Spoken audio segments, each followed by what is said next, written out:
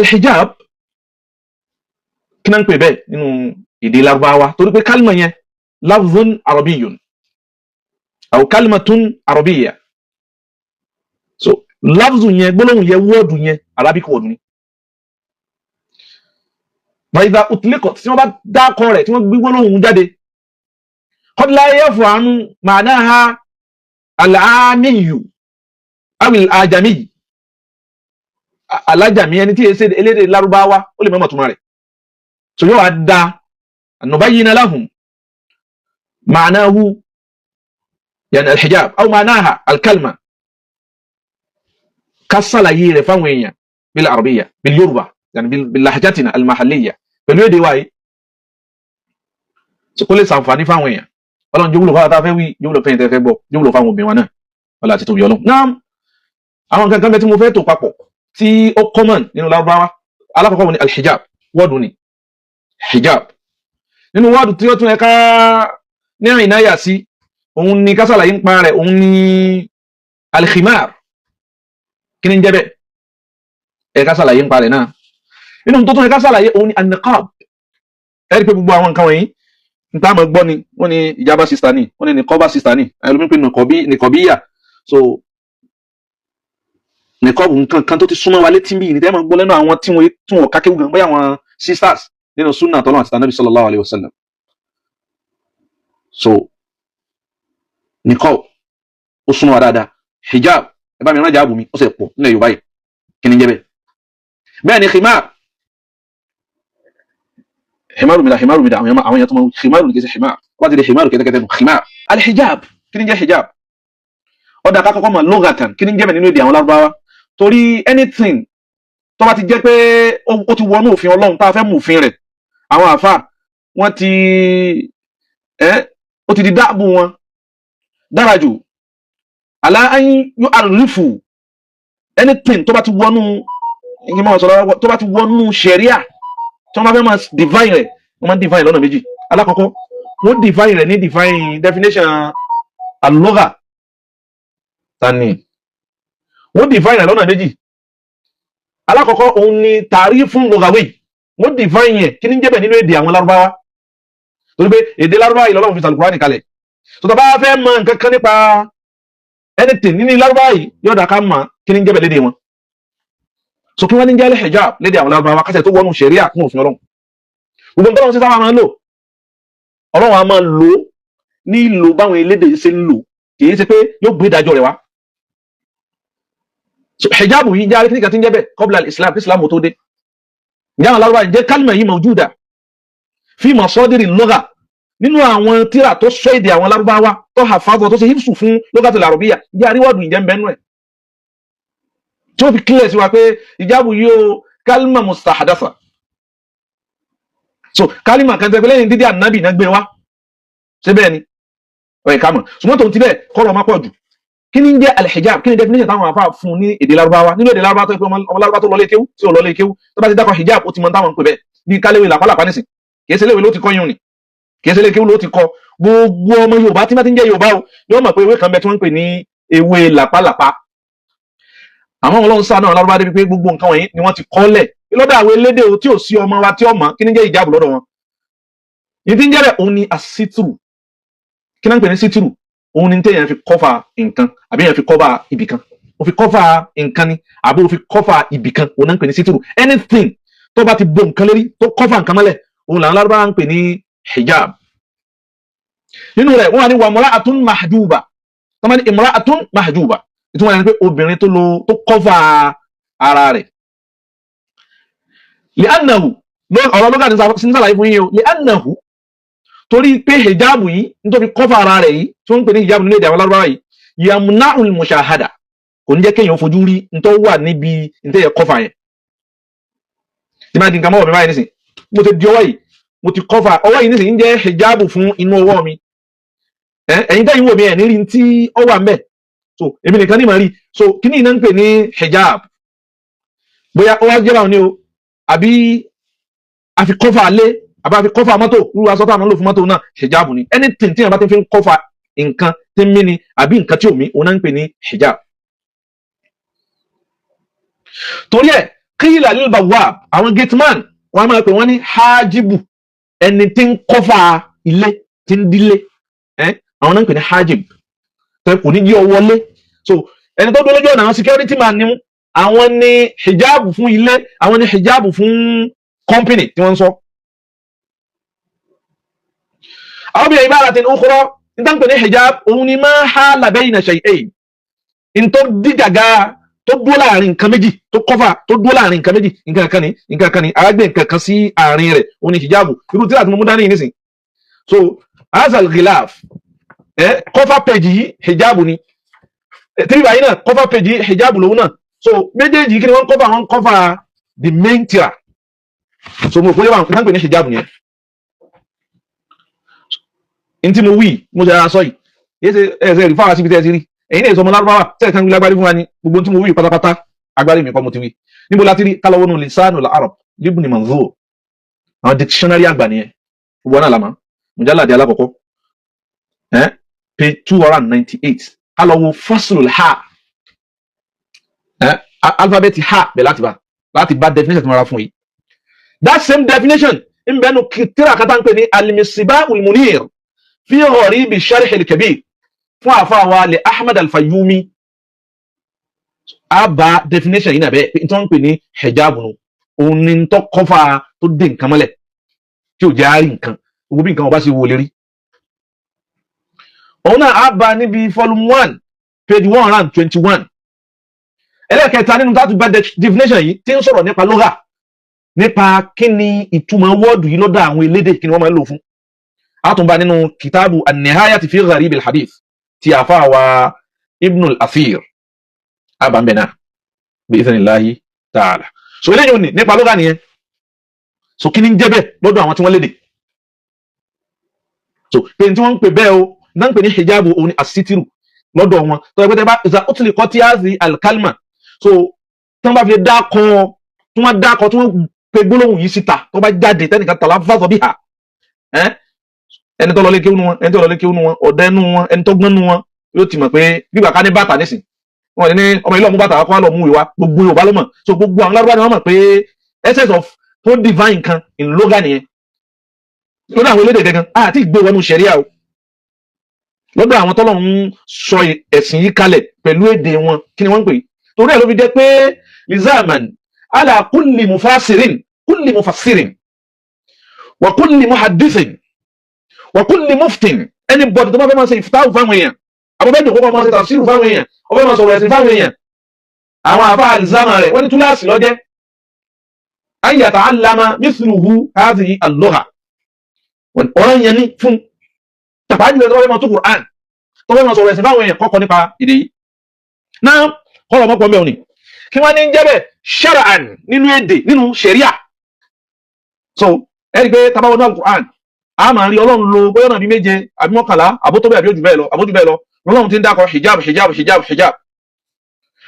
tọ́lọ́run dákọ̀ ń bẹ̀rù ni tí Ọlọ́run mú ìdájọ́ ńlò nílò ṣẹ̀ríà ni àbí ńlò nílò àwọn elédè náà bóyá kí ni yóò yé ìyàtọ̀ mi láàrin terminology ẹ̀sìn pé wọ́n ń lo ìkíní ìlẹ́sìn nínú ẹ̀sìn ni wọ́n ń lò fún wọ́n fẹ́ fi sọ̀rọ̀ ṣẹ̀ríà wọ́n fẹ́ fi sọ̀rọ̀ òfin Ọlọ́run àti kọ́lọ̀ wọn máa bá wa sọ̀rọ̀ bí lughatil arab pẹ̀lú èdè àwọn lárúbáwá tó yẹ pé Ọlọ́run ò mú ìdájọ́ kankan wá bẹ́ẹ̀ nǹkan ń ṣàlàyé ọ̀rọ̀ ọlọ fún wa ni ìwọ̀n ń lo wọ́ọ̀dù táwọn náà ń lò mọ̀ bóyá yé Ọlọ́run fẹ́ sọ̀rọ̀ nǹkan kan fún wa ó fẹ́ narrate nǹkan kan fún wa tó ti ṣẹlẹ̀ ṣáájú Ọlọ́run sọ náà Kùránì Ọlọ́run ní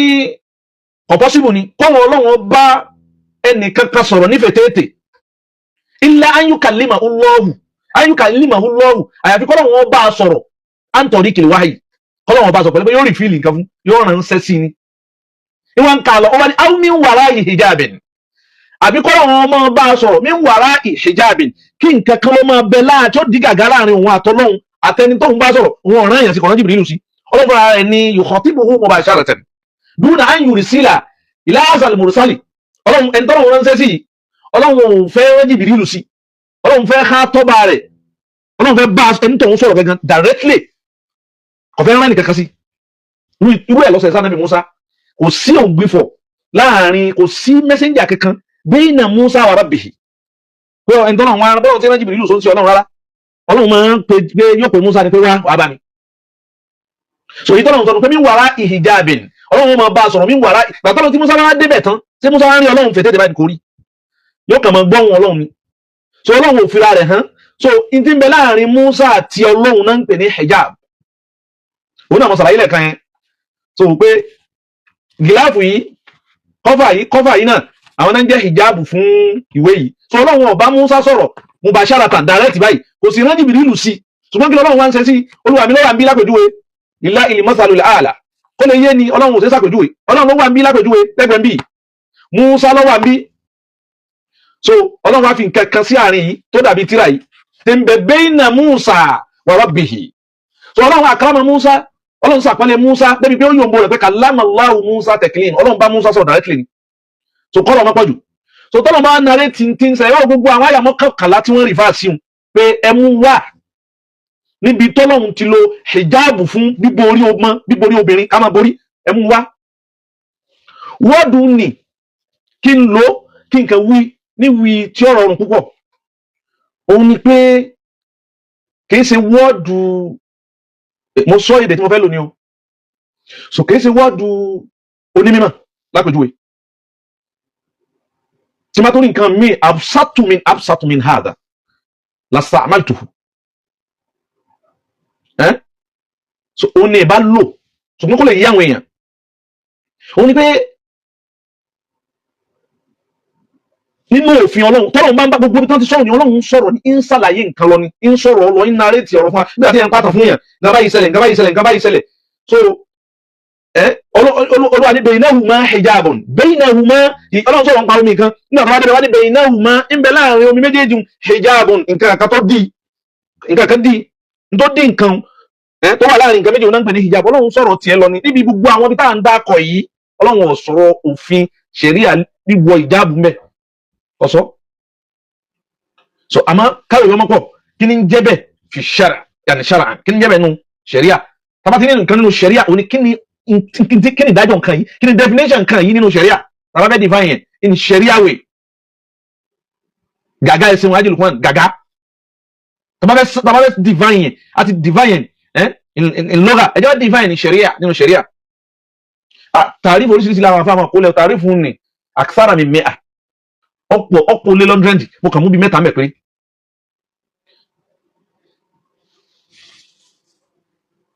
mo sì mọ́ sàwọn eléyìí ni definition alákọ̀ọ́kọ́ tàbí ma kí ní jẹ́ hijab lọ́dọ̀ àwọn àfá kálọ̀ wo tíra tán pè ní mu'jamu lughatil fuqaha fíkíù ẹ̀sìn àwọn táàmù terminology ẹ̀sìn tó máa ń lòun àwọn àfá tó wá gbìyànjú wọ́n á gbé dictionary kalẹ̀ fún táwọn àfá báyìí kí ní jẹ́ bẹ́ẹ̀ táwọn àfá báyìí kí ní jẹ́ bẹ́ẹ̀ táwọn àfá báyìí kí ní jẹ́ bẹ́ẹ̀ so tábà lọ wọnú tíra òní tí ń ṣàlàyé gbogbo táàmù fíkíù ṣẹ̀ríà òfin tọlọ́hun àfà tó ṣe náà ń pè ní arrawas tábà lọ wo page 153 bóòlù àfà divine àfà ní wọ́n wà máa talbisuhu al-mar'atu min as-siyab nítorí pé ní hijab nínú ṣẹ̀ríà àṣọ ti lọ́gà tọ́lọ́hun lónú Al-Qur'ani o ọlọ́run sọ̀rọ̀ ń bá wọn lárúbáwá sọ̀rọ̀ hasabi lughatihim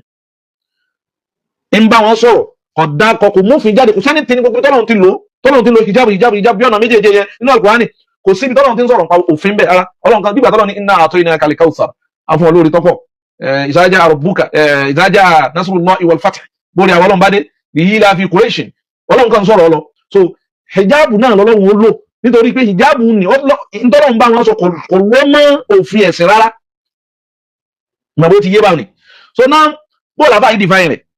lọ́dọ̀ àwọn àfà pé kí ní jẹ́ ẹnu ṣẹ̀ríà àtọ́lọ́hun wọ́n ní ìtàn pé ní hijab máa talbisu al-mar'atu òun ni tóbìnrin a máa wọ̀ mina thiyab nínú aṣọ tóbìnrin wọ̀ òun ni máa talbisu ohun tí máa wọ̀ sọ́run yóò wọ̀ al-mar'atu obìnrin mina thiyab nínú aṣọ ni wọ́n máa fi ṣe wala àbáà àbí àbáà òun tí wọ́n ń dàbúra tí wọ́n àwọn obìnrin pè ní àbáyá al-àbáà àbí ń dàbúra wà má tàkàtà min hawa'ila àbí tóbìnrin ìtàkàsátì ọ̀ràn àbí tó ṣe min hawa'ila bainaha tó fi dí ara rẹ̀ ó fi kọ́fà ara rẹ̀ bainaha wa baina rijalil ajani ọwọ́ sọ́rùn ó fi kọ́fà ara rẹ̀ kí òun ọmọ jẹ́ gàgá tí ó di ara rẹ̀ bọ́dí ara rẹ̀ flex ara rẹ̀ tí ó dẹni tí ó di tí ó kọ́ dí ọkùnrin tí ó ṣẹlẹ́tọ̀ rẹ̀ láti rí definition alákọ̀ọ́kọ́ nù nítorí pé ní hijab yẹn ẹja kò ní tabasi wo ẹwọ lẹ́yìn ní sè Ọlọ́run ní suratu Maryam aya 17 Ọlọ́run ní fatakhazat min dunihim hijaba Allahu akbar Ọlọ́run ittakhazat sayyidatuna Maryam ittakhazat min dunihim hijaba Ọlọ́run sá pamọ́ síbi kan ibi tó Ọlọ́run sá pamọ́ sí òní kó lè cover kí wọ́n má rí kí wọ́n sá pamọ́ tẹ́ bá wáyà ìmọ̀ọ́sẹ̀ káyì Ọlọ́run ittakhazat sayyidatuna Maryam ittakhazat ó mú bì kan láàyè kí ló ibi kan mú bì kan nínú àwọn àyè inú ilé nínú àwọn àyè mọ́sálásí tó wà hijaban kọ́fà rẹ̀ ó dí gàgà rẹ̀ kọjá àwọn èèyàn orí sọ pé ntọ́lọ́run wíwù nísìnyí kò ní ìdí kì í ṣe pọ́lọ́run sọ̀rọ̀ hijab nínú àwọn àyà tí wọ́n mú náà ní pé Ọlọ́run dákọ̀ hijab náà lùkọ́ ní kò tún sí aṣọ wíwọ̀ Ọlọ́run ọ̀sán aṣọ ń bí aslan Ọlọ́run sọ̀rọ̀ aṣọ Ọlọ́run kan sọ̀rọ̀ ọlọ ni so anything tó bá ti kọ́fà yẹn ni wọ́n ń pè ní hijab kò bá jásọ kò bá jẹ́rin kò bá jẹ́ anything so Ọlọ́run sọ̀rọ̀ ń gbogbo lẹ́yìn sọ̀rọ̀ kí ni ìdájọ́ wíwọ̀ aṣọ nígbà tọ́lọ́run fẹ́ sọ̀rọ̀ wíwọ̀ aṣọ pé Ọlọ́run sọ kí ló dé ní alẹ́ nínú Al-Qur'an tó àbí nínú hadith tọ́lọ́run ti lo hijab àmọ́ ẹja mú definition lẹ́ẹ̀kejì wa àbí kí mo àyà kan sí wa kó fi clear sí tí ń wí Olúwa ní fáìsà sàálì tún mú hùnà tẹ́ bá fẹ́ béèrè lọ́wọ́ àwọn ìyàwó Ànábì fẹ́ béèrè nǹkan kan lọ́wọ́ wọn omi lẹ́fẹ́ ní kan fún yín mu ni oúnjẹ lẹ́fẹ́ ní kan wọ́n fún yín ni Ọlọ́run ní fas'alu hùnà min wara'i hijabin bẹ́ẹ̀ bá béèrè lọ́wọ́ wọn min wara'i hijabi kẹ́ ẹ dúró níbi tí nǹkan kan níbi gàgá níbi kọ́tìnì tí wọ́n bá tara yìí tẹ́ ẹ̀ nílé máa rí wọn táwọn náà nílé máa rí yín dọ́lọ́run ló fún un ṣàǹkọ́ Ọlọ́run sọ̀rọ̀ lásán nìkan sọ̀rọ̀ pé káwọn bá ṣe máa wọṣọ sọ tí ò yí ọ̀pọ̀lọpọ̀ nìyẹn Ọlọ́run sọ̀rọ̀ Ọlọ́run ń bá wọn sọ̀rọ̀ hasiba lughatihim so Ọlọ́run bá lóye dáadáa náà ẹja mú definition ẹlẹ́kejì wa definition ẹlẹ́kejì ní dáńpẹ́ ní hijab ó ní libasun shar'i àbínú tíra kan tí wọ́n pè ní hijabul mar'a al-muslima bayna intihali al-mubtilin wa ta'wil al-jahilin tíra kan wọ́n pè bẹ́ẹ̀ àfáwà tó ṣe ní Dr. Muhammad Fuad al-Barrazi kálọ̀wọ́ sọfà 30 àbá definition yìí bẹ́ẹ̀ wọ́n ní kí wọ́n pè ní hijab wọ́n lọ́wọ́ ní libasun shar'i aṣọ kan ni tó jọmọ́ aṣọ ẹ̀sìn ni sábìgún ẹni abá ti wọ́ àtìmọ̀ pé ẹlẹ́sìn nílé sábìgún aṣọ náà sábìgún ọbalẹ̀ dédé tatasattaru bi al-mar'atul muslima obìnrin mùsùlùmí ìmọ̀ àwọ̀ sọ́rùn láti fi kọ́fà ara rẹ̀ ni láti fi dáàbò bo ara rẹ̀ liyamu náà rijal kó lè kọ́dé àwọn ọkùnrin al-ajaniba tí wọ́n yẹ sẹ́lẹ̀tọ̀ rẹ̀ mi yẹ ti ṣe min badaniha láti rí nǹkan kan gbogbo ara rẹ̀ ìtàn pè ní hijab nù gbogbo definition méjì ẹja mú definition lẹ́kẹta tá a dàdú mẹ́ so lẹ́yìn náà àárín bíi tíra kan tí wọ́n pè ní idadul mar'a al-muslima tíra kan tí wọ́n pè ní idadul mar'a al-muslima kálọ̀wọ́ page 106 wọ́n ní tí ń jẹ́ bẹ́ẹ̀ wọ́n ní sáàtìrún cover kan ni táwọn pè ní hijab cover yasturu jisma anything wọ́n ní sáàtìrún anything tí ó cover al-jisma ara fàlá yasif tí ò ní sọ̀rọ̀ yín bó o ní ọyàn ṣe rí bó o ní ẹ̀yìn ṣe rí bó o ní irun ṣe rí bó o ní abẹ́ ṣe rí gbogbo àwọn nǹkan ni nítorí pé ní hijab nù mo rò pé yóò clear fún wa dáadáa báwọn ó yẹ kó lè clear dáadáa nítorí pé ní hijab lọ́wọ́ kan kí ni kan tó máa mẹ́tàlì Kùránì lò hijab eléyìí ni ẹ̀rí pé kò lọ gbogbo táwọn afáyí kàkàlẹ̀ pé nǹkan tó dáàbò bò yẹn ní ibi kí ni òun lọ nínú èdè pé ẹni táwa ti fi ń kọ́fà àbí tó dí gàgá òun náà ń pè ní hijab nínú èdè so tẹ bá wo gbogbo definition táwọn afáwa kàkàlẹ̀ yìí nìsín ẹni pé ó yàtọ̀ sí bó ṣe jẹ́ pé ìtumọ̀ rẹ̀ ni à ń gbúrò rẹ̀ nínú ṣẹ̀ríà náà ṣùgbọ́n kì í ṣe tí Kùránì ń lò fún làwọn ń ṣẹ̀ríà lò fún tí ẹ bá ní ẹ lọ́mú mi tọ́nà tó lè jábọ̀ wá bá sọ wá ní ọ̀dà kankan mọ̀ ala tufarriq bayna isti'mali lílo tálí Kùránì lo wọ́ọ̀dù tí ń fi ń bá àwọn Lárúbáwá sọ̀rọ̀ àti ká lo wọ́ọ̀dù láti fi ṣòfin lè farakọ̀ bayna hadha wa dhak al-muhim nínú tọ́lọ́run tún lò nínú al-Qur'ani òun ni al-jilbab ẹ̀rí pé jìlìbáàbù náà nísìn òun náà ti kọ́mọ̀ lọ́dọ̀ àwọn lẹ́nu àwọn sísà wa Ọlọ́run sì lò nínú al-Qur'an dáadáa ó mi ká dúró lórí méjèèjì kó tó di pàmò lọ nínú al-Qur'an al-jilbab kí ni wọ́n ń pè bẹ́ẹ̀ qala al-hafizu ibn hajar al-asqalani sahibu al-fatih al-bari kitab al-fatih al-bari tíra tá ń pè ní fatih al-bari àfáwà àgbàlagbà tí wọ́n sí wọ́n fẹ́ sọ̀rọ̀ nípa al-jilbab sàmùkà ti gbọ́ definition ohun tí ń jẹ́ hijab lugatan àti shari'an ẹ wá jábọ́ síbi jìlìbáàbù àfáwà al-hafiz ibn hajar al-asqalani wọ́n ní al-jilbab wọ́n ní wàhùwà bí kẹsìn jib wa sukuni lam ibi tí mo fẹ́ lọ mẹ́rin pé wọ́n ní kìí ó ní wọ́n sọ pé huwa al-muqanna òun ni gbẹ́ngbẹ́ ní jìlìbáàbù al-muqanna òun ni tí wọ́n fi díẹ̀ dáàbòdú wálẹ̀ àbí awil khimar àbóhun náà ní khimar ìtumọ̀ rẹ̀ ni pé jìlìbáàbù ó lè pè é ní muqanna ó lè pè é ní khimar tàbí àràdọ̀ minhu pé n tá ń pè ní jìlìbáàbù wọ́n ní òun tóbi ó gbáàyè ju khimaru lọ nígbà tó ń sàlàyé jìlìbáàbù nù ta ló ti definition yìí tí ń sàlàyé rẹ̀ fún wa àfọwà al-Hafiz Ibn Hajar al-Asqalani tàbí àwọn ohun tíra àwọn tí wọ́n ń pè ní Fathul Bari page 424 mujallad alákọ̀ọ́kọ́ àbàbẹ̀ ẹjẹ́ wọn kí ń jẹ́ jìlìbáàbù Ibn al-Athir fi nihayati fi kitabihi an-nihayatu fi gharib al-hadith wal-athar tàbí àwọn mujallad alákọ̀ọ́kọ́ 283 page nù wọ́n ní tí ń jẹ́ al-jilbab tọ́lọ̀ ń gbínú al-Qur'an tá ń bọ̀ wábẹ̀ láti fi sàlàyé kí ń jẹ́ hijab wọ́n lóhun ní al-izar al-jilbab sàn pé Ibnu al-Hajar al-Asqalani wọ́n ní jilbab wọ́n máa pè ní khimar àbá ìwá fi mi kún wọ́n ní wọ́n tún máa pè ní al-izar izar ọ̀dà àwọn Lárúbáwá wọ́n máa pè jilbab ní al-izaru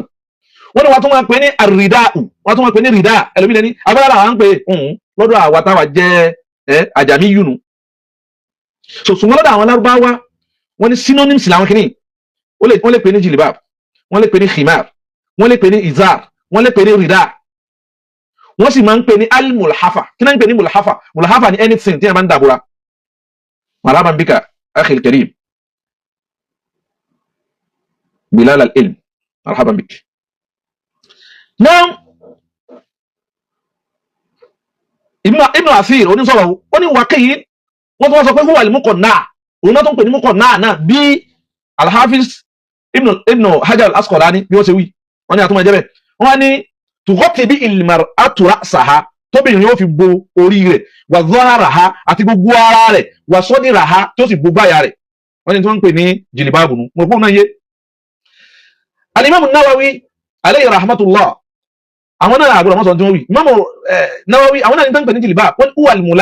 al-mala'atu allati taltahifu bi al-mar'a fawqa thiyabiha wọ́n ní tí wọ́n ń pè ní jìlìbáàbù òun ní obìnrin ti wọṣọ ó ti wọṣọ tínú ti gbogbo jọwọ aṣọ tí ó wà wọlé ló gbélé báyìí òun náà ń pè ní jìlìbáàbù wa hadha huwa sahih Imam Nawawi ní wa hadha huwa sahih eléyìí lọ́lá láàfíà jù pé iná ń pè ní jìlìbáàbù ni pé èyàn ti wọṣọ kan tẹ́lẹ̀ obìnrin ó ti wọṣọ yóò ti múra yányán yóò ti wọ àǹkárá lọ́wọ́ yóò ti wọ àǹkárá ó ti gbogbo style tí wọ́n ti rán sísàlẹ̀ ohun orí Facebook ráwọn ọmọbìnrin tí wọ́n rán àwọn aṣọ yìí mọ̀ fáyìn bọ́tọ̀ kọ́ mi ò ní jẹ́ ọkọ̀ tọkọ yóò sì jẹ́ wọ́n sọ fún tẹ́lọ̀ rẹ̀ abẹ́ntọ́ alẹ́gbẹ̀ẹ́ kò sì láìkì sáì yìí o alájọ sì jẹ́ wọ́ ṣíṣe kìí sì jẹ́ wọ́ ṣé dáàdi Abu wájú Abu Imran sì jẹ́ wọ́ wọn ni àwọn jẹ́ wọ́n wáìmọ̀nà ọwá lọ́ràn lẹ́sì ọ̀ràn bẹ́ẹ̀ orí style tó wù ọjọ́ bìkan ọjọ́ dúdú lẹ̀ ọjọ́ kìnnì kan ó sàrán orí gíní ọwọ́ ọ̀ràn bẹ́ẹ̀ sáàbù ó sì jẹ́ wẹ́lẹ́ yẹn ni ẹ̀mọ́ wọ̀rí ọwọ́ àwọ̀ tán nígbà tó wá wọ̀ tán ẹ̀yà máa bọ́ wọn á ní òun ní al-mala'atu awil mula'a so wọ́n ti wá lọ́ràn kan kẹ̀mbẹ̀ ó ti wọ ní tí ó wọ̀ tán gbogbo táwọn obìnrin wọ̀ ti wọ̀ náà ti wọ̀ ti tẹ́ lọ́rùn yóò sì wá gbé jìlìbáàbù aṣọ giriwo kan yóò sì wá gbé ilé mọ́lẹ̀ ṣẹ̀ríà ọ̀tàkù so wọ́n sì wá gbé ilé mọ́lẹ̀ àfa Imam Nawawi ní wa huwa sahih èyí lọ correct jù wa huwa muradu Shafi'i ó ní ntí gbàtí Imam Shafi'i ń sọ̀rọ̀ nípa ìjábà ń bọ̀ wábẹ̀ ntí Imam Shafi'i gbà lérò ni wal musannif wal ashab àti kánú àwọn aṣáájú tí wọ́n jẹ́ ní mímọ̀ lórí mazhabi al-Imam Shafi'i ó ní tí musannif tóun náà wí òun náà èrò rẹ̀ náà nu wal ashab àti gbogbo àwọn ẹgbẹ́ tiwa náà àwọn náà wí àwọn náà láwọn àkàránù wọ́n láwọn contemporaries tí wọ́n jọ jẹ́ onímọ̀ mo láti lè tí mo wí kitabul majmu' tíra àfáwa an-Nawawi sharh al-mu'adhdhab kálọ̀ wo volume 3 page 172 àbàbẹ̀ Ibn Hazmi fil Muhalla àfáwa àgbà Ibn Hazmi níbi tíra àwọn Muhalla yìí page 3 volume 3 page 212 àwọn náà sọ̀rọ̀ nípa jìlìbáàbù wọ́n ní al-jilbābu fil lughatil arab wọ́n ní ẹ̀wọ̀n gbọ́ yíba very important àfáwa ní al-jilbābu nígbà ní jìlìbáàbù torí tí a fi ń sàlàyé jìlìbáàbù yìí náà ni pé ọlọ́run nínú Al-Qur'ani ọlọ́run yudinina alayhinna min jalabibihin ọ̀nà ń pè ní jìlìbáàbù jalabibu pluranu jìlìbáàbù òun ni singular rẹ̀ òun làwọn afábá ń define látẹ̀tẹ̀ kan yìí ẹ̀rí pé àwọn afá lọ́wọ́ ń bọ̀ ìkàlùsọ àmúta àrífù wa so in dalla ala shay'in fa innama yadullu ala ahmiyati hadhihi al-kalima tó ọ pàtàkì tó define rẹ̀ fáwọn èèyàn torí pé ó so papọ̀ mọ́ kálímà yìí hukman min ahkam ad-din ìdájọ́ kan nínú ìdájọ́ ẹ̀sìn. So now al-Muhalla Ibn Hazmi fil Muhalla wọ́n ní wal jilbabu fi lughati al-arab ọmọ ìyá mi al-Imam Kaduna Abdul Qadir Rabbani marhaban bikum wọ́n ní wal jilbabu fi lugha ìdá ń pè ní jilbabu fi lughati al-arab wọ́n ní allati èyí tí khatabana biha Rasulu sallallahu alaihi wasallam ìdá ń pè ní jilbab ní èdè tí Ànábì fi bá wa sọ̀rọ̀ èdè Lárúbáwá huwa ma ghatta jami' al-jismi la ba'dahu. Allahu akbar. àwọn àfẹ́sìn wọ́n ní ìdá ń pè ní al-jilbab òun ni ma ghatta ohun tó kọ́fà jami' al-jismi gbogbo ara ó kọ́fà gbogbo ara lábàgbọ̀hù kìí sapá kan ara so tí tó mọ̀ pé bí ádà tààríf so yumkinuna anna hakuma ala tilka aw ulaika nisa àwọn obìnrin wọn ni àwọn lẹ́tọ̀ọ́ láti dájọ́ láti gbé dájọ́ lé wọn lórí ẹni tó lo hijab kan tí wà débi gbáyà pé kò lo hijab abẹ́ni tó lo hijab tó tiny kò lo hijab abẹ́ni tó lo hijab tó wà lọ wọn fi wérí àbọ̀sọ̀ sẹ́yìn kò lo hijab wọ́n ní ìdá ń pè ní hijab bilugati al-arabi allati khatabana biha Rasulu sallallahu alayhi wa sallam pẹ̀lú èdè tánà fi bá a sọ̀rọ̀ in ti ń jẹ́ bẹ́ẹ̀ máa gọ́tọ̀ jami' al-jismi tó gbogbo ara èmi kan mo wí o wọ́n máa bá dáhùn ìwé sáfà dẹ̀ndẹ́lẹ̀ o wọ́n sáfà kọ́dínù kan sísí o wọ́n sáfà kọ́dínù méjì o wọ́n sáfà kọ́dínù mẹ́ta o sísí o kulluhum fuqaha ulama ṣùgbọ́n àbá dáhùn yìí abáni wa ilayhi inti afa wa Ibn Hazmi sọ yìí zahaba al-imam al-Qurtubi fi tafsirihi inti imam al-Qurtubi náà sọnù haythu qala láyé tí imam al-Qurtubi ti sọ pé wa sahih the correct definition fún jilbab òun ni annahu ath-thawb òun ni aṣọ alladhi èyí tí yasituru jami' al-badan tí ó kọ́fà gbogbo ara nǹkan pè ní jilbab nìyẹn torí mo sọ fún yín pé àádẹ́bí jilbab inú al-Qur'ani ni o so mo rò pé èyí náà ti yé báwọn eléyìí ni ṣókí nípa definition al-hijab wal jilbab ẹ jẹ́ wá bọ́ sínú al-Qur'an kí l'Ọlọ́run wí fún wa nípa hijab nínú al-Qur'an. Bismillahir Rahmanir Rahim. Tabarawo Suratul Mu'minun ayah 31 verse 31 Allah ni Bismillahir Rahmanir Rahim wa qul lil mu'minati yaghdudna min absarihin Allah ni sọ fún àwọn al-mu'minat alakoko ni pé a ti fẹ́ wọnú ọ̀rọ̀ gangan báyìí so ẹni tó bá lóbi lẹ́gbẹ̀ẹ́ tí ìyàwó rẹ̀ ń bẹ ń bí kó súnmọ́ rẹ̀ ẹni ó bá lọ́mọ lẹ́gbẹ̀ẹ́ tó gbọ́ Yorùbá kó súnmọ́ rẹ̀ ẹni ó bá lọ́mọ kéwú tó gbọ́ Yorùbá kó súnmọ́ rẹ̀ ẹni ó bá rẹ̀ ọ̀rẹ́ tó jẹ́ mùsùlùmí tó jẹ́ mùsùlùmá wo obìnrin lòun wò wá ní ọ̀rẹ́ tó jẹ́ mùsùlùmá súnmọ́ra rẹ̀ wo ọkùnrin náà ni obìnrin wà lẹ́gbẹ̀ẹ́ rẹ̀ tẹ́lẹ̀ jọ ń sọ̀rọ̀ tó jẹ́ mọ̀lẹ́bí rẹ̀ súnmọ́ra rẹ̀ yastafida min hazihi al-muhadara li'annaha tata'allaqu bi hadha ad-din wa tata'allaqu bi akhiratiha so ó súnmọ́ ẹ̀sìn àtọ̀run obìnrin gbogbo obìnrin ó wá súnmọ́ ìgbésí ayé tiẹ̀ náà ìwọ ọkùnrin náà alákọ̀ọ́kọ́ ni pé kò sí bóbìnrin ó ṣe gbọ́ ẹ̀sìn Ọlọ́run ọba yé obìnrin tó bá gbẹ́sìn Ọlọ́run ọba yé ọkọ rẹ̀ ó nísinmi ẹni tó bá fẹ́ nísinmi nínú ayé ẹni tó gbẹ́sìn Ọlọ́run ọba yé òun ni kò fẹ́ ń sọ pé ń kéwò ìyàtọ̀ ń bẹ bẹ́ẹ̀nà ẹni tó mọ kéwù àtẹni tó gbẹ́sìn yé kéwù kìrìsìtẹ́nì lásán mọ kéwù kìrìsìtẹ́nì ẹlẹ́bọ lè mọ kéwù àmẹ́sìn gbígbẹ́sìn Ọlọ́run ọba balẹ̀kẹ́ ọláyé obìnrin tó bá gbọ́ iye tó jẹ́lẹ́sìn tó bá jẹ́ bàbá rẹ̀ ní máa ń bẹ láyé bàbá rẹ̀ ó gbádùn rẹ̀ torí yóò mọ ìwọ rẹ̀ tó bá jẹ́ ìyàwó bá lọ́jẹ́ ọkọ gbádùn rẹ̀ tó bá jẹ́ àǹtí lọ́jẹ́ àbúrò gbádùn rẹ̀ tó bá jẹ́ àbúrò ní ẹ̀gbọ́n náà gbádùn rẹ̀ so Olúwa ní Bismillahir Rahmanir Rahim kúlẹ̀ ní muminat ṣàlàyé sọ fún àwọn al-muminat àwọn mùmínà lóbìnrin Ọlọ́run ọ̀sọ́ ìyẹn lè jẹ́ jẹ́lóhun kí n fẹ́ ọmọ àgbà tí ò ní jẹ́ mùmíní àwọn mùmínà lọ́lọ́run bá sọ̀rọ̀ yìí o allazi yuridu an takuna bunatuhu mu'minan kó súnmọ́ bí liyaqtaribaha aw liyuqarribaha so Ọlọ́run ní kúlẹ̀ lil mu'minat Ọlọ́run ní sọ fún àwọn mùmínà yaghdudna min absarihin wọ́n máa rẹ ojú wọn lẹ̀ ká máa rẹ ojú lọ ká máa rẹ ojú lẹ̀ Ọlọ́run kọ́ wọn ní rìnnù ní wọ́n máa ń rìn lọ òmìnira ọmọ mùsùlùmí lóbìnrin àwọn ìyá lóbìnrin léwọ̀ tún ní wọ́sì obìnrin máa ń lọ wọ́ọ́rọ́ ni ẹ̀wọ́n náà ṣe ròyìn ibnatu nabiyillahi Shuaib wa zawjati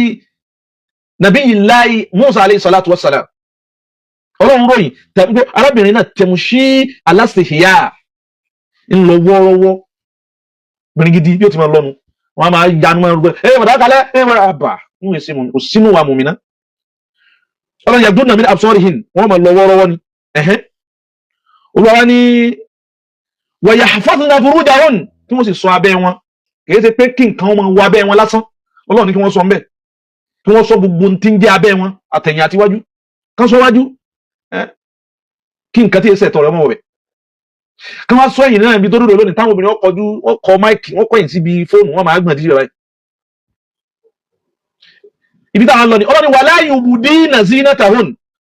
ọ̀ṣọ́ tí wọ́n sì ṣe sára kí ni làálì tí wọ́n máa ń lé sí gbogbo ọwọ́ chain tán fi sọ́rùn earring tán fi sétí la yubdin wọ́n sì gbúdọ̀ fi hàn wọ́n fi gbúdọ̀ fi hàn síta kí ni zinatahun àwọn ọ̀ṣọ́ ara wọn tí wọ́n lò góòlù ló lò ní kíníkà ló lò ní illa ma zahara minha àyàfà wọn tí ò lè máa hàn Ọlọ́run fúnra rẹ̀ ló fi wọ́n hàn bí kíni àwọn afá pèsè méjì lórí ẹ̀ bí ma zahara minha ni ara náà Ọlọ́run ojú wọ́n nítorí pé gbogbo ara obìnrin aura ẹ̀ṣọ́ ni gbogbo ara obìnrin hátà ojú rẹ̀ báyìí ẹ̀ṣọ́ ni illa ma zahara minha àfojú nìkan nǹkan filẹ̀ àwọn ará o ma zahara minha ni fún bọ́lá òun ṣe lọ́nà Al-Qur'ani gbogbo ara obìnrin ní ìhòhò hátà àtọ́jú rẹ̀ náà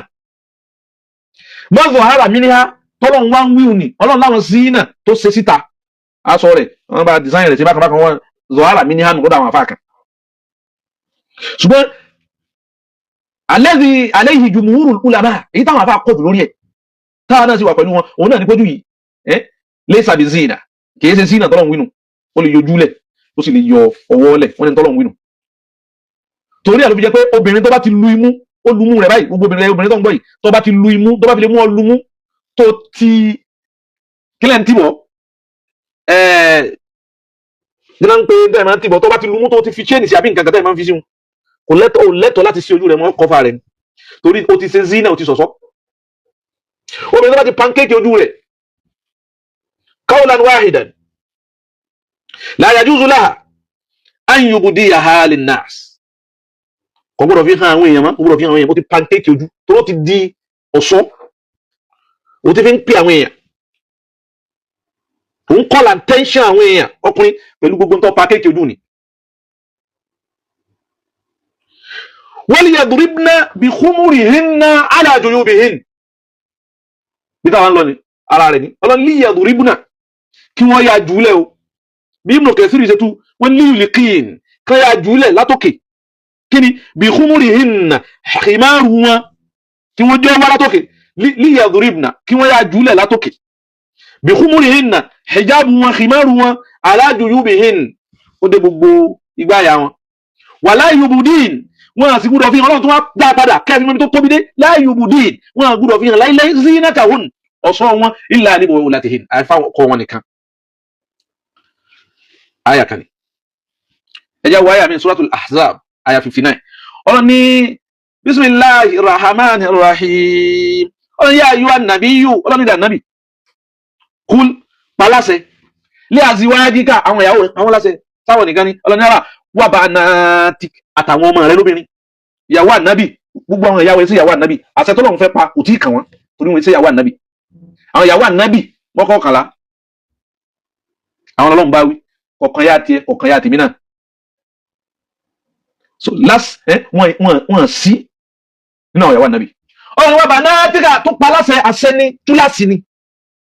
wà bá mísùlù Fatima bí ìyá ńlá wa Fatima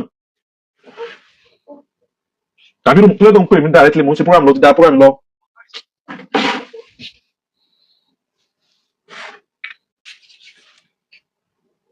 tọ ẹ má bínú jèrè kọlù kan ló wọlé olùwà ní wa banatika wa nisa'il mu'minin ó ní wa banatika ṣàlàyé fáwọn banatika àwọn obìnrin rẹ náà àwọn ọmọ rẹ lóbìnrin àwọn àǹtí mi àwọn àbúrò mi lóbìnrin títí ẹ náà àtàwọn àbúrò rẹ lóbìnrin àwọn náà sínú wọn torí wọn yẹ sọ máa nábì. àwọn ilé ẹ̀kẹta ni ọlọ́ni wọ́n ní sáyé ni mú mi ní pálásẹ àṣẹ ní pálásẹ fún wọn àwọn ní sáyé ni mú mi ní àwọn ìyàwó àwọn mùmìní ṣé mùmìní nìwọ mùmìní lèmi àjẹ́ pé ìyàwó mi náà dákìlà tún fi hazal amr ìyàwó tèmi náà wọnú àṣẹ yìí ṣé mùmìní nìwọ náà ìwọ obìnrin ìwọ ọkùnrin lákọ̀ọ́kọ́ bí ó léèrè pé mùmìní ni ó àbí ṣíyà torí ṣíyà wọ́n yẹ ṣe mùsùlùmí ìran kan péré nínú àwọn àrán ṣíyà ìran ti tọ́lé àyè wọ́n yẹ ṣe mùsùlùmí wọ́n yẹ ṣe mùmìní kábí wọn náà ṣe mùmìní ni ó àbí ṣíyà mùmìní ni ẹ́ àbí nasọ̀rání mùmìní ni ẹ́ àbí yahudi mùmìní ni ẹ́ àbí múlẹ́hìdù èwo ni ó ń bẹ̀ àrífúnà nafsak divine ara rẹ fún wa mo rò pé nẹ́tọ̀ọ̀kì náà ti dó báyìí èwo ni ó ń bẹ̀ tó bá ti wá jẹ́ pé mùmìní ni ẹ́ àwọn ìyàwó rẹ àwọn ọmọ rẹ lóbìnrin Khadija ọmọ rẹ ti ń jẹ́ bẹ̀ Zainab ọmọ rẹ ti ń jẹ́ bẹ̀ Aisha ọmọ rẹ ti ń jẹ́ bẹ̀ Bíọ́lá ọmọ rẹ ti ń jẹ́ bẹ̀ dáhìlà tún fi azal amúri al'ati àṣẹ tó lóun pa yìí tó ní kó pa nábì ọlọ́run kọ̀mándì ànábì wá ní kọ́ ànábì náà kọ̀mándì gbogbo àwọn mẹ́tẹ̀ẹ̀ta yìí àwọn ìwé alákọ̀ọ́kọ́ àwọn azwajuhu àwọn ìyàwó rẹ̀ ridwanullahi alayhin àwọn ìwé ni lọ́nà ànábì lọ́wọ́ ká ànábì ọ̀pá láṣẹ àwọn ni banatuhu ridwanullahi alayhin àwọn ọmọ rẹ̀ lóbìnrin àwọn ìwúlẹ́lẹ́kẹta àwọn ni nisa'il mu'minin gbogbo ẹ̀yin mùmìnì náà ọlọ́run pàṣẹ fẹ́yìn náà ànábì ní ọlọ́run ní kọ́ pàṣẹ fún yín bá wa láwùjá lè mọ́mù láti jọ yìí ọ̀dà bẹ́ẹ̀ o kí wọ́n làṣẹ náà ẹja wa retí ẹ̀ ẹja gbọ́ o ó yẹ kí mùsùlùmí àti mùsùlùmí lọ́kùnrin àti mùsùlùmọ́ lóbìnrin torí ọ̀fẹ́ ọkọ̀ bó o tí ì bímọ obìnrin wọ́n padà bí bó o sì bí sọ lẹ́gbẹ̀ẹ́ obìnrin àbó òní sọ lábúrò obìnrin àbó òní ìyá rẹ̀ ń bẹ àbí òsí ẹnìkan tó bá ti gbọ́ àṣẹ tí ò pa àwọn ìyàwó rẹ̀ láṣẹ àwọn àṣẹ tá à ń pa wọ́n yìí tọ́lọ́run pa wọ́n yìí ọlọ́run ó bí ilé rẹ̀ àtàwọn ìyàwó ẹ̀ kó tó bí àwọn ìyàwó ẹ̀ ní ọkọ̀ bí kọ́lọ́run tó bí ìyàwó lálùkẹ́ àwọn ọkọ̀ ní ọkọ̀ bí kí wọ́n làṣẹ náà àṣẹ ni kì í ṣeré ẹ bá ti bọ́lọ̀ ṣe ń pè wá lẹ́yìn kọ̀ọ̀kan ẹ kí wọ́n máa pe nǹkan tóbi lọ́dọ̀ Ọlọ́run kọ́mọ̀ wùlẹ̀ wí fún ọ. ọlọ́ni yudinina alayhinna min jalabibihinna ọlọ́ni yudinin kí wọ́n sọ̀kalẹ̀ ntọ́wà lókè lèèyàn sọ̀kalẹ̀ ọlọ́ni yudinina kí wọ́n jọ sọ̀kalẹ̀ yudinina kí wọ́n jọ bulẹ̀ yudinina kí wọ́n jọ balẹ̀ alayhinna látòkè ẹ̀wọ́n náà sọ̀rọ̀ bá sàmù gbogbo ọmọ àlá ọ̀n tó wà lórí nǹkan kan orí òkè ni nígbà tó wá ní àlẹ́yìn náà tó wà mọ̀ lọ́mú dodo kọ́ wọ́n òkè àlẹ́yìn náà látòkè wọn kí wọ́n yọ wálẹ̀ ní jàlábíbì yìí náà jìlìbáàbù wọn kí ní jẹ́ jìlìbáàbù ẹ̀jẹ̀ apàdà sọ́dọ̀ àfáwà Ibnu Hasimi torí jìlìbáàbù yìí ó lè mọ́ iye wa o àmẹ́jà lọ́dọ̀ àfáwà Ibnu Hasimi kí ní jẹ́ jìlìbáàbù kágbọ́ bí wọ́n sì pé àwọn Ibn Hazmi wọ́n ní yudinina alayhinna min jalabibihin kánjọ́ wálẹ̀ látòkè kọ́ sọ̀kalẹ̀ jalabibihin afẹ́wà kí ní jẹ́ jalabibihin náà tọ́láwọ̀ mọ́ Ibn Hazmi fil Muhalla tíra àwọn tí wọ́n pè báwọn fọlùmọ́ ẹlẹ́ẹ̀kẹta page 212 wọ́n ní al-jilbab wọ́n ní jalabibihin náà tọ́láwọ̀ wọ́n ní fi lughatil arab ní tí ń jẹ́rẹ̀ nínú èdè Lárúbáwá allati khatabana biha Rasulullah tọ́láwọ̀ fi bá wa sọ̀rọ̀ yìí wọ́n ní tí ń jẹ́rẹ̀ huwa òní tọ́ jẹ̀ní àlìjísìmì tọ́ jẹ̀ní àlìjísìmì tó gbogbo ara lábá àgbọ̀wú kìí sapá kan rẹ̀ o Allahu Akbar ẹwà wọn àfá yudinina ó wà ní kí wọ́n yóò délẹ̀ jalabibihin jìlìbáàbù wọn ẹwà wo definition tá a fà já òun define rẹ̀ nǹkan sọ tí ń jẹ́ bẹ́ẹ̀ lárúbáwá lòun ìwọ̀n sọ tí ń jẹ́ bẹ́ẹ̀ ó wà ní ìdí ń pè ní jìlìbáàbù fáwọn ìyàwó wa àtàwọn ọmọ wa ìwọ tí ìyàwó rẹ tí ọba lè wọ ọmọ tó ti jù ọ tó ti ayé àníkọmọ rẹ ọmọ wọ gbogbo ìranù tá àjọ ń ṣe yìí kọmọ mi ò lè báyìí kíníkan pọ ọba ti pajúdé ọmọ tánu ó kù wà àtọlọ́hun ó kù wà àtiwà rẹ ó kù bó ṣe mú ọ̀rọ̀ Ọlọ́hun ẹni ìtì tán lọ́dún eégún síbá tí wọlé lò tó á kú mẹ́nà ni àwọn ọmọgbà tí ó yà ẹ̀yẹ kọ́mọ kọ́ wa táwọn sọ̀rọ̀ ilé kọ́mọ kọ́ wa ní arákùnrin kan ní ṣe TikTok tó ń sẹ́ ń bú àwọn èèyàn gbà kan báyìí wọ́n ní mùsùlùmí ni wọ́n tó ń ṣe mùsùlùmí ń sọ̀rọ̀ bí mi ṣe ń sọ̀rọ̀ yìí náà ni ń sì jáde ó sì kú níbo lèmi náà mà tí ọkẹ́ mi náà mà níbo ni wọ́n náà mà tí ọkọ̀ mọ́ so àṣẹ Ọlọ́run ṣe pé táwọn ọmọ mi bá ti wá dàgbà yín wà ní kí wọ́n máa lò lẹ́yìn ọdún kan wà ní ara o ma kana lil mu'minin Olúwa ní ma kana lil mu'minin kò tọ́ fún mu'minin tó bá ń pè mu'minin Ọlọ́run sọ Ọlọ́run ọ̀sọ́ pé ma kana li alimi kò tọ́ bá àfáà kan tọ́lọ́run wí kàn Ọlọ́run ní ma kana li sa'imin kò tọ́ fẹ́ni tí ń gbààwẹ̀ tọ́lọ́run wí kàn kí Ọlọ́run ma kana lil mu'minin kò tọ́ fún ẹni tó bá jẹ́ mu'mini wala mu'mina kò tọ́ fún ẹni tó bá jẹ́ mu'mina lóbìnrin idha qada Allahu wa rasuluhu amran tó bá gbọ́rọ̀ Ọlọ́run kan tọ́lọ́run wíwáyì Ànábì wíwáyì an yakuna lahumul khiyara kó tó máa yẹ wáyì sọ́sọ̀ yìí sọ́dọ̀ yìí wọ́n lọ́lọ́run wí ó tún yẹ wò ní Al-Qur'ani kò wá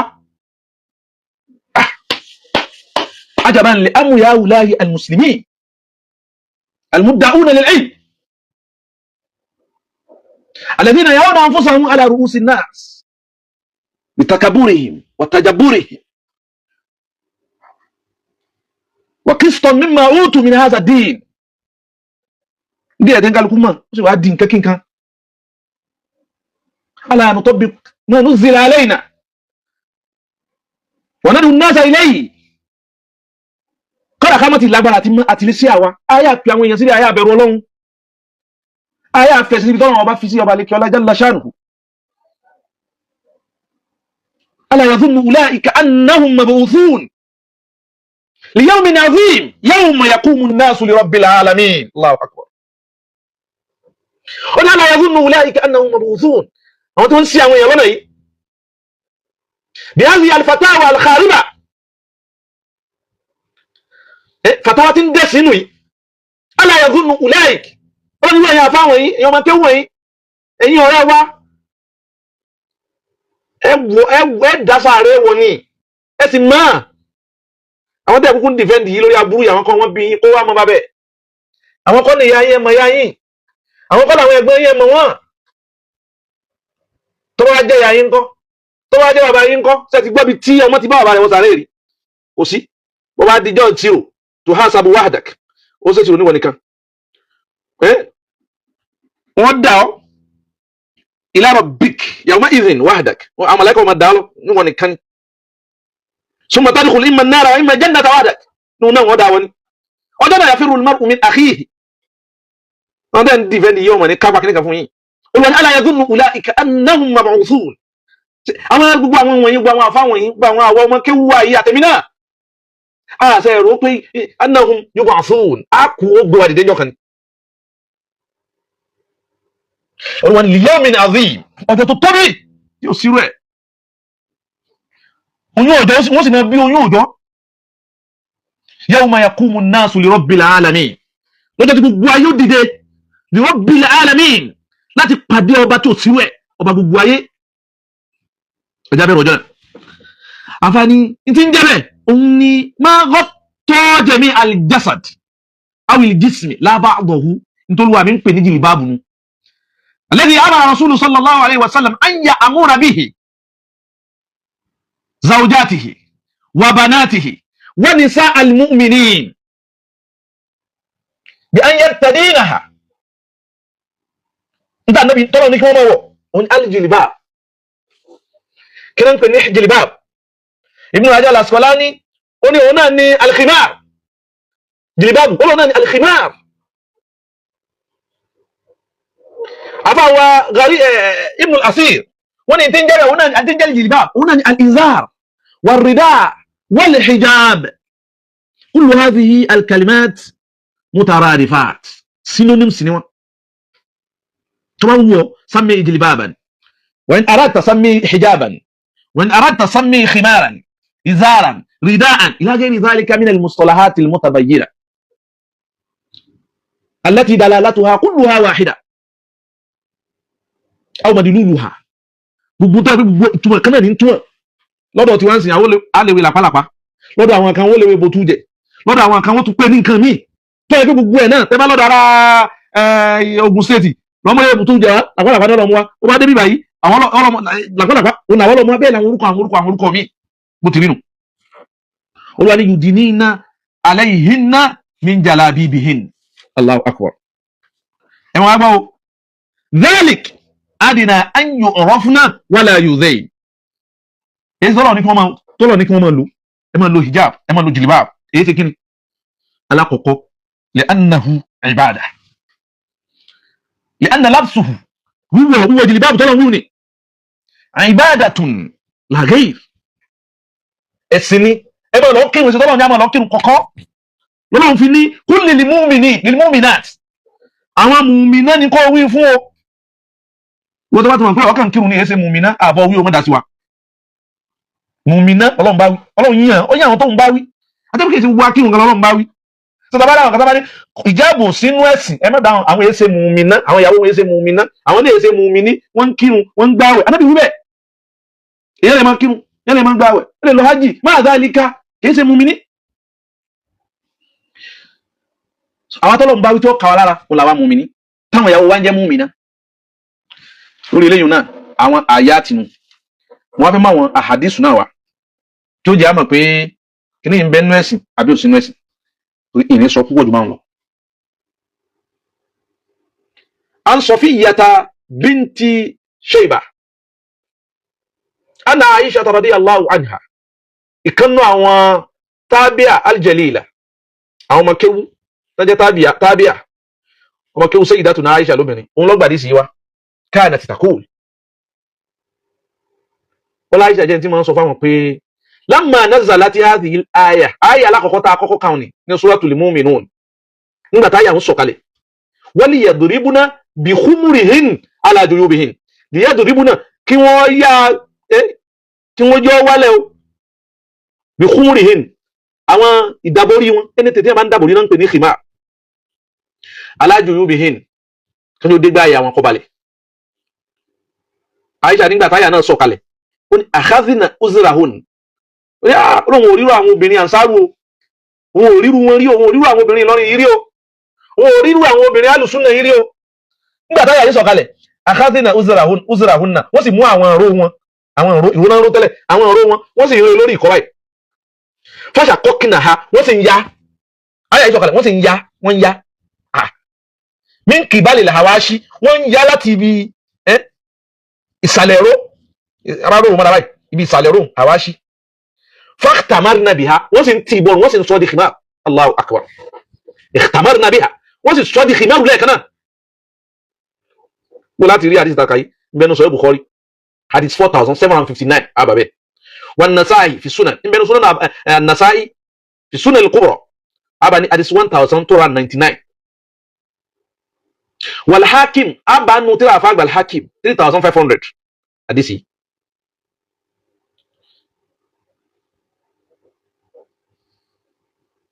Aisha bákan náà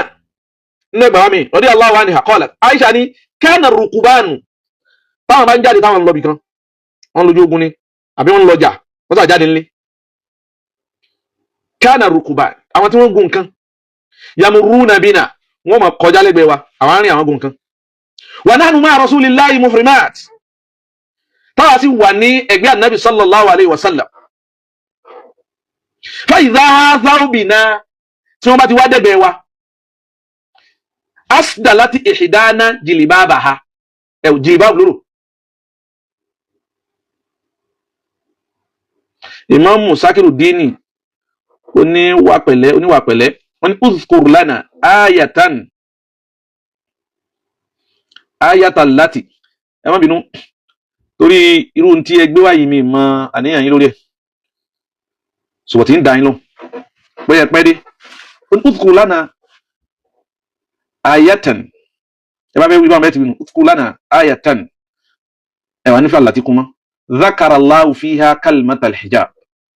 وتحني الجلباب أو العباءة يتيبال أو العباءة باتن تيلي سيمسيكي ما بينو نعم àti ṣàlàyé kẹ́ tó dé àbádá yín padà sẹ́yìn ni àmọ́ torí kó lè ṣàǹfààní fáwọn mìíràn tó dé báyìí èdè wa yìí gẹ́gẹ́ bẹ́ẹ̀ náà sì mọ̀ èdè Lárúbáwá èdè ẹ̀sìn yìí láàsì ìmàlàn ọ̀nà méjì ni wọ́n máa gbà lò isti'malun lughawi lílò tàwọn elédè wasti'malun shar'i wa in shi'ta qul istilahi ìlò ẹlẹ́ẹ̀kejì ọ̀nà méjì ni wọ́n máa gbà lò gbogbo èdè inú ẹ̀sìn tiwa yìí méjì la máa lò lílò tàwọn elédè kí ni jẹ́ nǹkan yìí nínú èdè àwọn Lárúbáwá a sọ nínú òfin ẹ̀sìn Ọlọ́run bóò làwọn Lárúbáwá máa ń lò Ọlọ́run sì gbé Kùránì yìí wá kó lè máa jẹ́ challenge fún ẹ múrú ẹ̀ wá èdè yín ní tòótọ́ èdè yín náà la fi ń bá yín sọ̀rọ̀ so gbogbo bí tọ́lọ́run ti lo hijab nínú Al-Qur'an pátápátá látòkè délẹ̀ Ọlọ́run ò sọ̀rọ̀ òfin ẹ̀sìn bẹ́ẹ̀ ń narrate nǹkan fún wọn bẹ́ẹ̀ ni ń narrate nǹkan fún wọn bẹ́ẹ̀ ni irú rẹ̀ ní nígbà tọ́lọ́run sọ̀rọ̀ Suratu Maryam fún Sayyidatuna Maryam gbogbo àwọn àyà pátápátá tẹ́rí wọn tọ́lọ́run ti lo hijab nínú Al-Qur'an Ọlọ́run ò sọ̀rọ̀ òfin ẹ̀sìn bẹ́ẹ̀ ń sọ̀rọ̀ ń bá wọn Lárúbáwá sọ̀rọ̀ ni èdè tí wọ́n sì ń lò náà ní ń bá wọn lò ó náà ní lò pẹ̀lú wọn kò sọ̀rọ̀ òfin ẹ̀sìn Ọlọ́run ò sọ̀rọ̀ òfin ẹ̀sìn